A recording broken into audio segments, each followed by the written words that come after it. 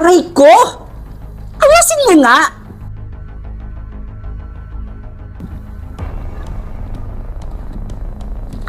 Stoy! At sino ka? At bakit basta-basta ka lang pumapasok dito?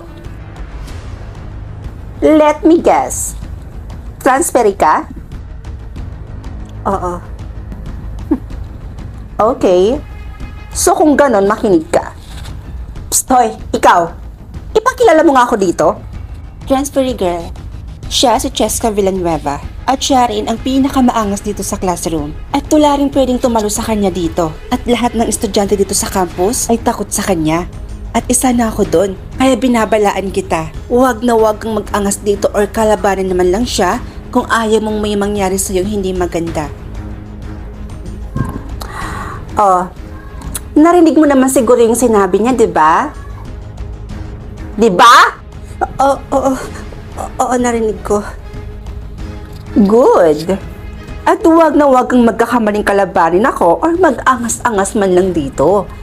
Dahil kung hindi, hindi mo magugustuhan yung gagawin ko sa'yo dahil paggagapangin kita. Oo, sige. Pasensya ka na.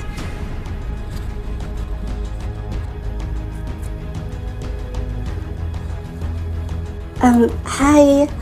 Pwede ba akong umupo? O ano na naman ba to, ha? Pumunta ka dun sa harapan, dun ka umupo dahil ako ang uupo dito.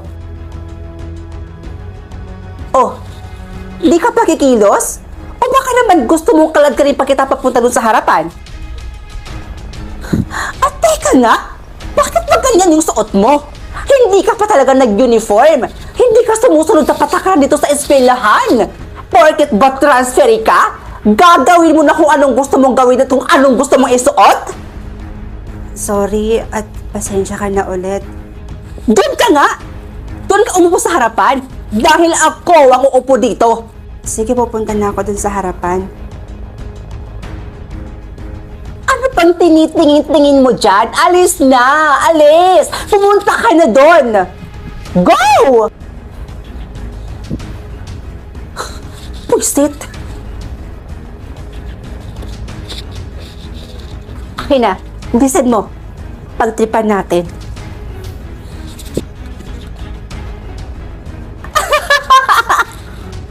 Sino yung nama to? Ay. Huwag naman kayong ganyan. Wala naman akong ginagawa sa inyo eh. Hala! Binato ka nila? Classmates? Sino pa yung nama to? Grabe naman kayo ha? Respeto naman sa transferee girl natin. Ano ba kayo? Tsaka classmates, umayos-ayos kayo. Kasi transferee yan eh. Mapapahiya yung eskwelahan natin yan. Nako, Diyos ko, anong oras na? Tapos yung teacher natin kuno, yung bagong teacher natin, hanggang ngayon wala pa siya. Anong oras na? Kakainis ha? Ilang oras tayong pinaghintay dito?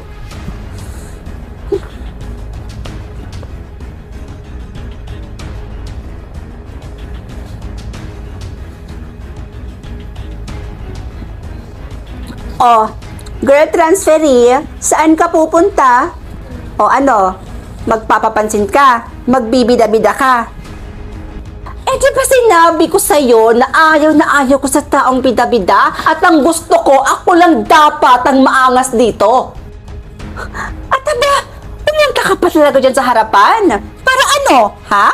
Magpasikat? Sisip-sip sa teacher? O ayan na, sinisimula na yung pagpapasikat. Hello classmates. Alam niyo ba kung bakit hindi ako nakasuot ng uniform ng katulad ng sa inyo? Bakit nga ba?